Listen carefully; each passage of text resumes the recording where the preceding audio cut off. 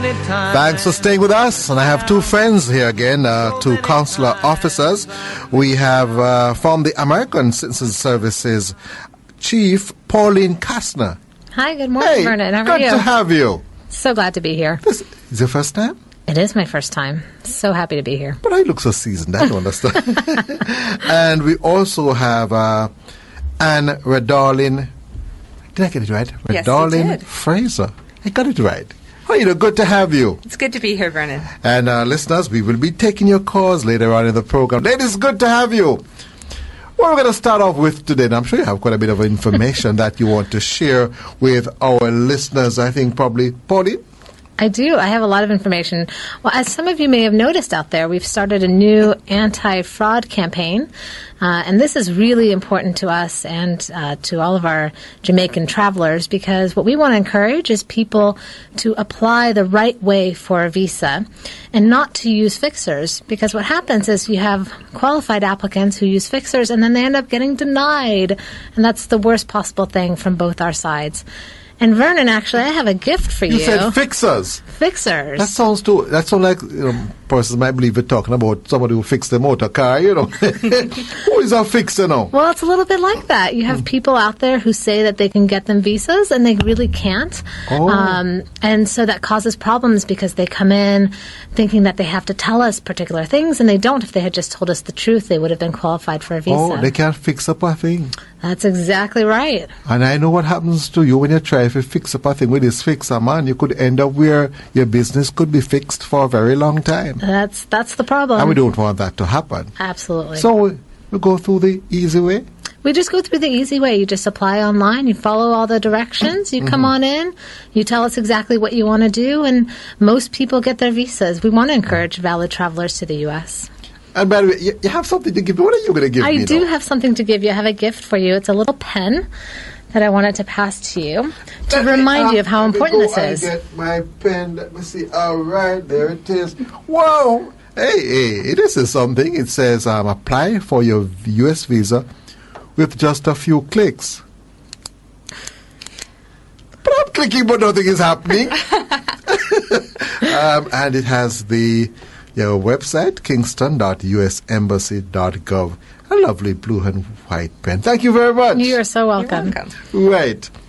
You're going to continue to something else. I think we have a call. You want us to take that caller first? Sure, we can take that let's call. go to this first caller. Claire? Good morning, Claire. How are you? Good to have you. Where are you calling from? I'm calling from Brownstone, St. Anne. Brownstone? Near to where we Yes. come from, Chilada, man. Brownstone, a nice place, man. Good to have you, man. So you know Jackson and all those places, right?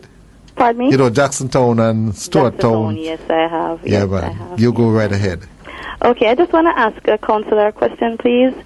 My father, he lives in the U.S. He's having his 60th birthday. However, he has just started doing a F3 petition for me.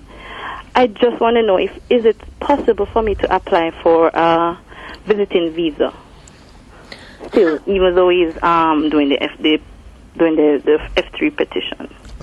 And you want to take that one? Who's going to take that question? Oh, I can take it.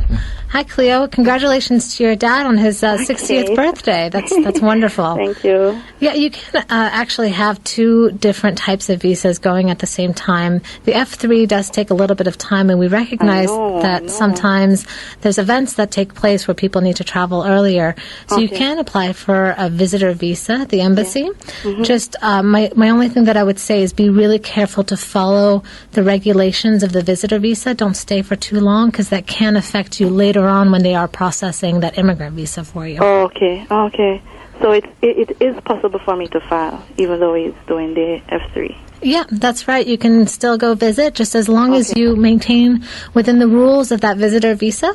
Everything will be just fine. Okay. All right. All right. Congratulations to your father. Okay. All right, thank you very much for calling, and you just make sure you tell your friends in Brownstown to continue to listen to this program. Will do, Vernon. All right, let's go now. We have Tony. Good morning, Tony. How are you doing? Good morning, Mr. Darby. Where are you calling from now? Spanish Town. Hey, just around the corner. You go ahead. Yes. Okay, I have a question for the consular. My mother is a green card holder. She filed for me in October 2013. I am unmarried and under 21. How much longer do I have to wait? Because I'll be turning 21 in July. That's a really good question, Tony. So the filings, especially when your parents are LPRs, they do take a while. There's a line, and your place in line would have started when she started the filing for you. And I understand that you're concerned about turning 21, and we know that the lines are long and children grow up, and so. What I want to make sure that you know is that even if you do turn 21, there are things that we can do so you can continue to get the visa processed. The wait time, I can't tell you exactly when the visa is going to come up for you. The wait times can change, but we process them as fast as we possibly can. All right. Thank you very much for calling, and you have a wonderful day. All right, you're going to go for a break right now. You're listening to At Your Service here on Nationwide 90 FM, Revolution in Media. Welcome back. You're listening to At Your Service here on Nationwide 90 FM, Revolution in Media. It's Ask the Consul, and we have Pauline and Anne with us. We have a caller. Ladies, let's go to now Carl. Hello. Hey, how are you doing? Good to have you. I'm fine, thank you. I finally get on now. I'm fine. I'm calling concerning my husband, Mr. Consul Preston. We are living in the British Virgin Islands. He has been... By the way, are you driving? The British Virgin Are you driving? Hello? Pardon me? Are you driving? Are you hearing me, sir? Are you driving? No, I'm standing up outside talking to you. It's kind of windy, that's why. We're hearing a disturbance there. Probably it's a bit windy outside. Continue. Okay, yes. We live in Consul, the British Virgin Islands. And he applies for a visa about 8 times now. We tried Barbados, we tried Jamaica, and he keeps denying him. So I want to know, what is it? We have properties in Jamaica. We work here on a work permit, and we're just not getting through. I have a visa. It's expired now anyhow. Okay, so where are you living now? We're living in the British Virgin Islands, Vargas Bay. Oh, so you're calling from there now? Pardon me? You're calling from the British Virgin Islands now? Yes, I'm calling from the British Virgin Islands now. Okay, let me just ask one of the officers to... Sure, Carla. This is Anne. And I understand the frustration with your husband's visa situation. And, the repeated denials, especially, I know that the British Virgin Islands, a lot of times people want to, go next door to the U.S. Virgin Islands. When visas are denied, it's always a personal thing. As somebody who's done the interviews, it's really a challenge for us. We try to understand what the ties are to your home country, things that would bring you home. And so I can't speak. We have properties down there. We have a property. We have a mortgage with the bank down there. Mm-hmm. We have a saving account with the bank in Jamaica. We have a saving account here in Tortola. Sorry, Carla. This is Pauline. I'm just going to jump in. We do the very best we can to issue visas, and it's hard for us to really comment specifically on this case because we don't have the background information. What I would say is if your husband wants to try again with, that goal in mind of proving that he intends to return to his home country when he's done with his travel in the U.S., that's probably the best way to do it, and to make sure that he has all that information gathered so that he can provide that for the consular officer right away. But it's really difficult for us to be able to provide a specific answer to you without having all that background information. Does that make sense? Yes, I do understand that. So how can we go to say that we get the background information? Do you have an office where we could make an appointment, come into Jamaica and see you, have it discussed with you or anything like that? Yeah, I think the best way to start would be by emailing our non-immigrant visa unit, and you can do that. It's Kingston NIV, those Just letters. a minute, let's get a pen. Uh-huh. Just a minute. Well, our time is going. That's Kingston NIV at state.gov. You can also look it up on our website. All right. She's not back yet. I don't think we I'm can just stay. getting the time to get that. Yeah, but we can't stay with you. You have to have it ready. We have to move on. You just keep on listening to the program, you see? And we will give the information later on. All right, let's go to another caller. Good morning, Shamin. How are you? Where are you calling from? Good morning. I'm calling from St. Catherine. Hey, good to have you. You go right ahead. Yes, I applied for a visa in 2006, and it was denied. But I was told that I can appeal. That's what I was told at the window. So I waited on the time, and I appealed. When I went to that meeting, I was just told that your situation have not changed. You still have ex-children, and you still live in a family house. Take this. And it was just handed back to me. You're not qualified for a visa. And I could not understand why that has happened. I was so saddened. Charmaine, I'm so sorry to hear that. Were you applying for a visiting visa or for a visiting visa? I was to get my vacation leave, and I wanted to spend a few weeks in the U.S. with friends.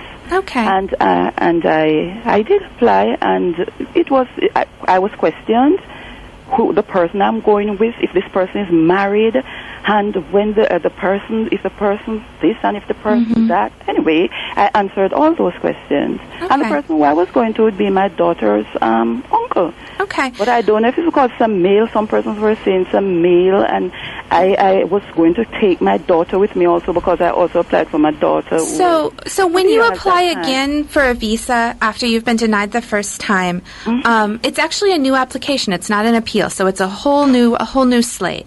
But what we want to see is that something in your circumstances, as far as your ties to your home, have changed between when you applied the first time and when you applied the second time. And unfortunately, it sounds like the officer that you spoke with didn't see that in your case, but you always do have the opportunity to apply again. Oh, so for an appeal, something must have changed. Right. We look at the change in circumstances. So you're denied the first time because they didn't see the ties that they were looking for, and so when you apply again, I was permanent. Caller. Yes. You have to just listen. I know you have what you have is an opinion, but they are giving you specific answers, so you need to listen to the answers. Right, and I don't have the details of your case in front of me, so I wouldn't be able to comment specifically on that. But when people are applying again after a denial, we do encourage people to do that. Your circumstances are going to change as you go through life. So as a young person, you may not qualify, and then as you get older and your ties to Jamaica get stronger, you qualify in the future. And so that's sort of what we're looking for, the strengthening ties. Yes. What exactly would be those ties now that you would be looking for? We have to go. Continue to listen because we have some other persons holding. But ladies, generally, it's a discretion. It's up to you, the embassy, to decide who will be given visas. Am I correct? Yeah, that's correct, Vernon. Yes. And we do our very best to be consistent and to make sure. What really helps us is when applicants come in and are ready to answer our questions about what sorts of ties they have to their home country. All right, we have another caller. Let's go to now Jean. Jean, good morning. How are you? Jean? Yes. Hello. Good morning. What's up, now, Calaba? All right, let's move to we have another caller. Jean didn't want to talk to us. Yes. Let's go to now Kevin. How are you doing, Kevin? Good to have you. Where are you calling from? Kevin? Not hearing Kevin at all. Good morning, Kevin. Marbra. Good morning, Marbra. How are you? Good morning, Mr. Darby. Good to have you. My question to the counselor is, I have been filed for my husband in the United States. I've been through everything. Went to do medical, and the interview I did in August. They told me to register with the DHL, but until now I cannot get any response or reply. Can you fill me in? What's your feedback? Hi, good morning, Barbara. Yeah, actually, there's a very easy answer to that. And because we don't have the file in front of us, I can't answer you specifically, but what you should do is email our immigrant visa team, and they will get back to you right away with all that information. So their email address is Kingston IV, that stands for Immigrant Visa. IV, yes. At state.gov, that's G-O-V. State.gov. Yep. .com? No, gov, G-O-V. G-O-V, yeah. Right. So just email them and ask them that question, and they'll get back to you right away with the answer. I thank you very much. All right. I hope it all goes well, Marbred. I thank you. Right, have a wonderful day. All right, let's now go to Marcel. Good morning, Marcel. Thanks for calling us. Morning. Good morning. Morning. You can hear me? Yeah, yes, we're hearing you loud and clear. I'm an American citizen, you see, and I have a son who is 3 years old. You think it would be wise to apply for a visa for him or to file for him? Hi, good morning, Marcel. This is Pauline. Marcel, can I ask you just a quick question? Were you an American before your son's birth? I've been an American since 1971. Oh, great. Well, then, you know what? Your son is likely an American citizen. So what we would want you to do is to contact my office, actually, and set up an appointment to have your son registered with us. And we'll make sure to get you all the documentation he needs, including an American, what's the equivalent of an American birth certificate and a U.S. passport. So I don't need to apply for a visa? That's correct. You should not be applying for a visa. In fact, he won't qualify for a visa because your son is likely an American. So there's no reason to go through that process when you can just go through us directly. You can start by going to our website that has all the information you're going to need. You can go to kingston.usembassy.gov, and there's a button there for U.S. Citizen Services, and just right there is how to register births of children. Oh, okay. Okay. But as you said before, let me understand it, he would have to be a citizen prior to his son's birth. That's right. If he was a citizen, anybody out there, and this is not true for just Jamaica, this is true worldwide, if you're an American citizen prior to the birth, you could have a claim to transmit citizenship to your child. And you should, as soon as possible, make sure to enforce that claim with the U.S. Embassy so that we can make sure your child is properly registered. Right. All right. Okay. So thank you very much for calling.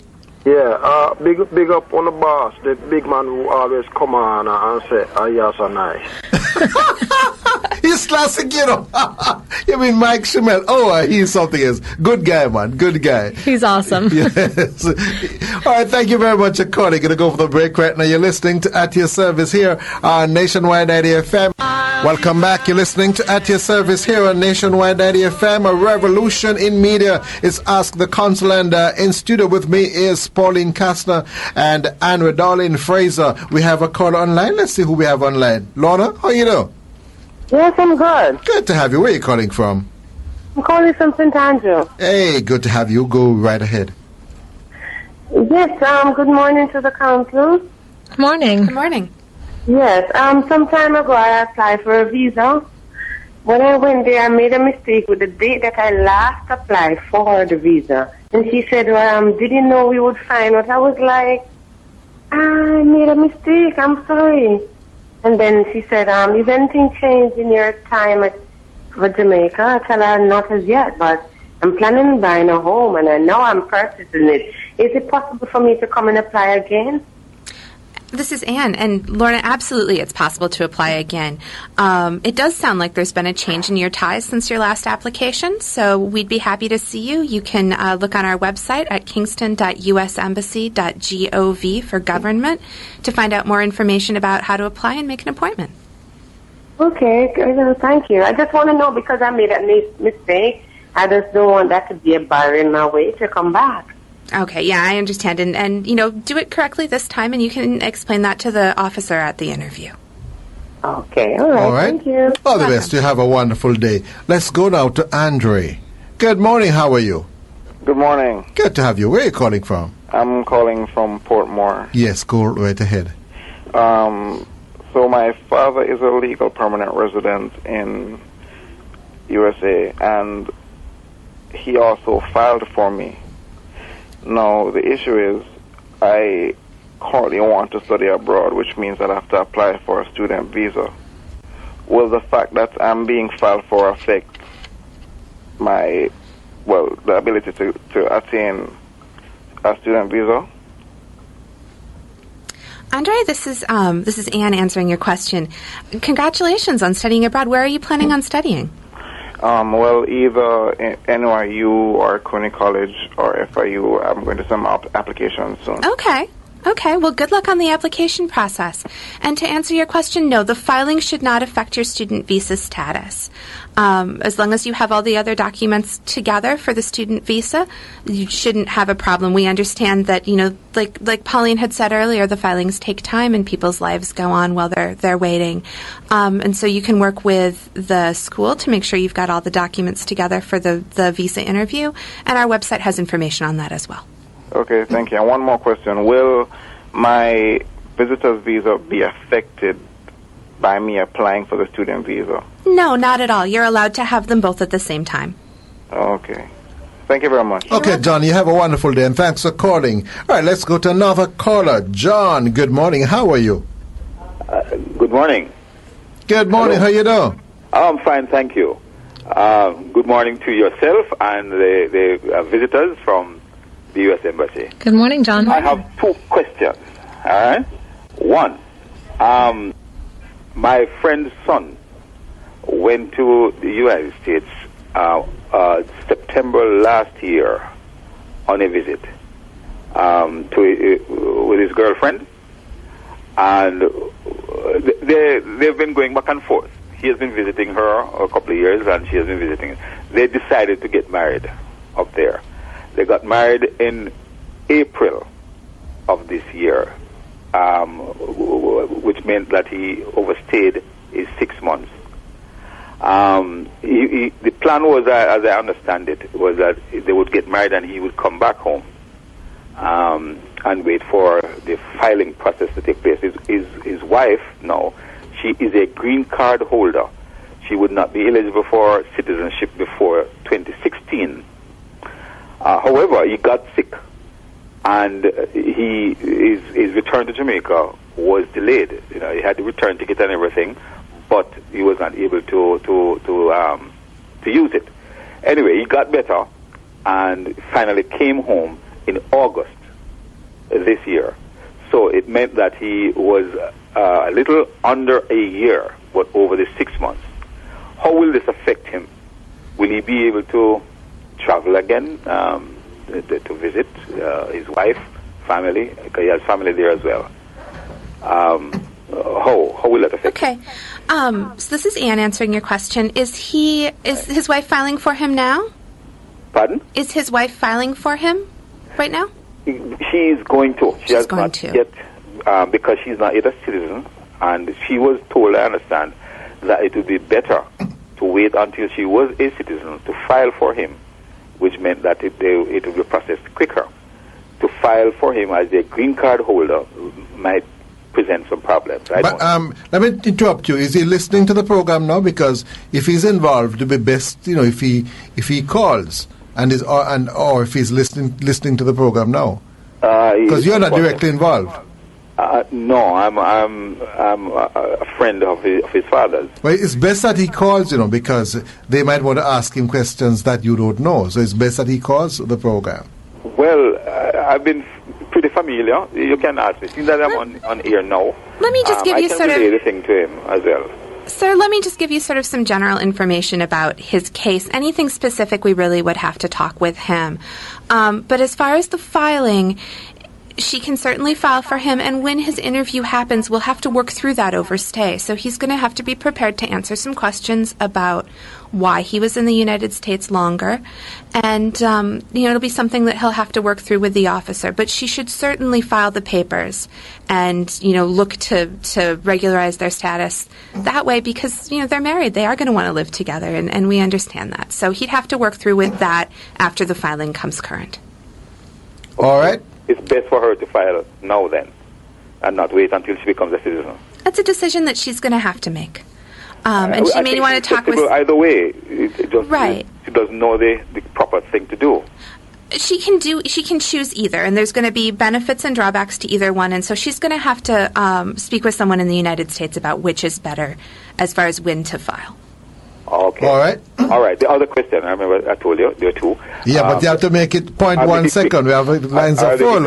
I'll make it quick. Yeah. I had myself now. I had a green card. I gave it up in 1986 because I was faced with a choice.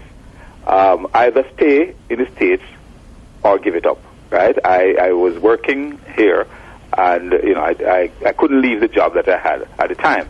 So I opted to give it up, and I got a... Yeah, jump to the question quick, because the question is, yes, what is my status now? Can I reapply for a green card? I'm now retired, and so the job thing is not in question anymore. Hi, John. This is Pauline answering this part of your question. If you were an LPR and then you gave it up in 1986, you'd have to have somebody file for you again, and you'd have to go through the process again in order to be able to immigrate back to the United States.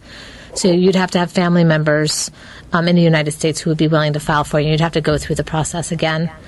But this is actually a good time to clear up a misconception that we often get questions about, where with the green card is really meant for people to live in the United States until they can naturalize. It's really not meant for people who are living in Jamaica or overseas anywhere. But sometimes people confuse that with American citizenship. They think that the same type of rules apply for Americans. But in fact, once you naturalize, you can live anywhere, whether it's Jamaica or the moon or Mars. It doesn't really matter. You can live anywhere for as long as you want, and it will not affect your citizenship in the same way that it would affect the LPR status. But I think in your particular situation, you are going to really have to refile. All right. I have sisters. No, I have to go now, sir. I have to go. Thank you very much. Call us next week after next. All right. Thank you very much for calling. Next, now go to Garnet. Garnet, how you do? Good morning. Good morning. Good to have you. Go ahead. Yeah. I have two questions. One, my mother is in the States. She's filing for me. She started to file about 2010, and they told her in March that 30 working days they would get back to me in Jamaica. I'm living in Jamaica. They have not get back to me as yet. But the question that the thing that I really want to find out is that if I go and apply, if it will affect the filing. I'm sorry, Garnet. This is Pauline. If you go and apply for what? For a visitor visa? An American visa. For a visitor visa, you mean?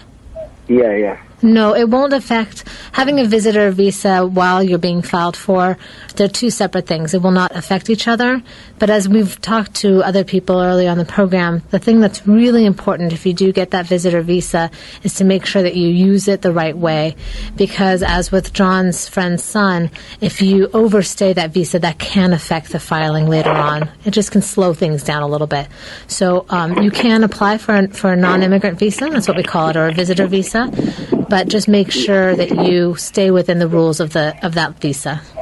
So it's a normal thing. Another thing, it's a normal thing for to take so long. The filing takes so long. Unfortunately, yeah. The immigrant visa does take a while to process.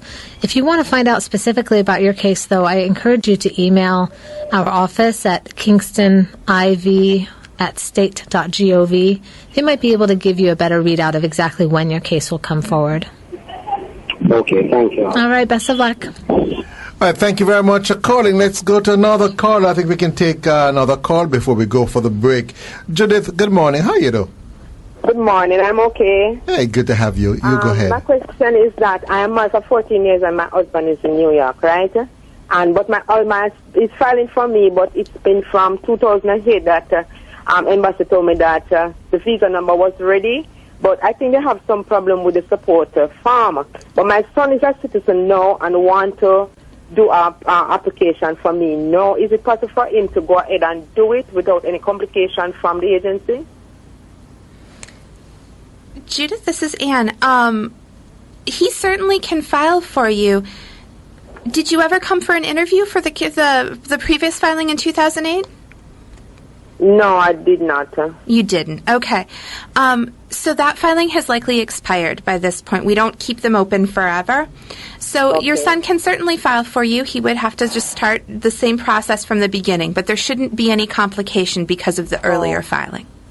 I got an email from embassy yesterday because I asked them if I could cancel the present one, but they told me that I have to get the signature from me, from my husband, and from a lawyer. Okay, I don't have the details of your case in front of you, but whoever wrote you the letter from the embassy would have. And so if they told you that you needed to do specific things before your son could file for you, you should follow those instructions because they would have been looking at your case and they'll have all the details. All right. Thank you very much for calling. You have a wonderful day. My very special guests are Chief Pauline Kastner and Consular Officer Anne Redolin Fraser. Vernon Darby saying to you, so come back, don't move. Welcome back. You're listening to At Your Service here on Nationwide 90 FM, a revolution in media. I'm Vernon Darby with my very special guests from the United States Embassy, American Citizens Services Chief. That's a long one. Pauline Kastner and Consular Officer Anne Redolin Fraser. Let me see. Anne, who was going to say something? Some more information? Okay. Yeah, I just wanted to speak, Vernon, to your American citizens out there, especially those living in Jamaica, that we have a voting season coming up. Very important voting season, indeed.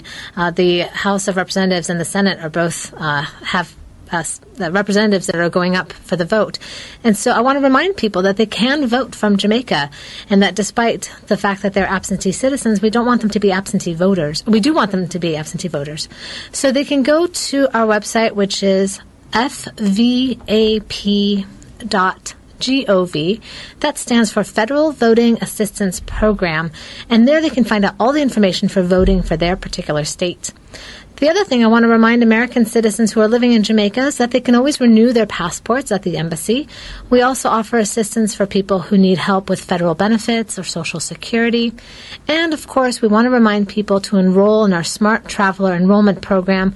That's really how we get information out to people when there's a crisis or even when there's not, when there's something important happening in the country that we need to tell American citizens about it.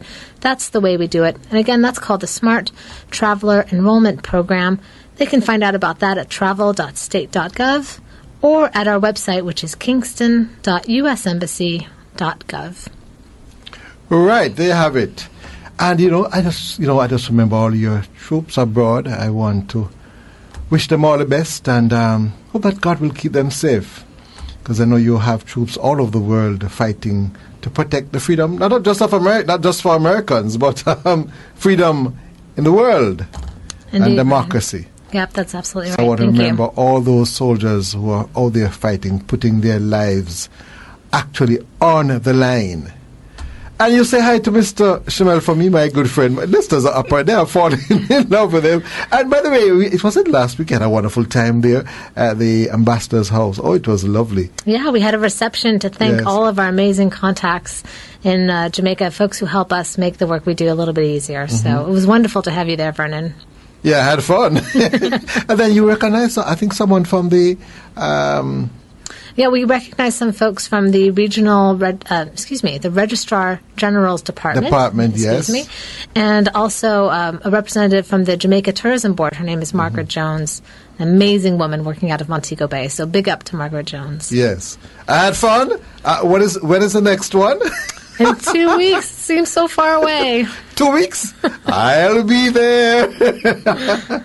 All right. Thank you very much. Good to have you today with us. American Citizens Services Chief Pauline Kastner and Consular Officer Anne Redolin Fraser. Thank you very much for giving our listeners all this information. And you realize we have persons calling now from overseas. That's right. Because this program is heard all over the world, and you can hear a recording on your Facebook page and also on our Facebook page later on, probably tomorrow or so. Okay, thank you very much, ladies, and you have a wonderful day. Thanks so much, Vernon. Thanks so much, Vernon. Thanks so much, Vernon. Thanks so much, Vernon.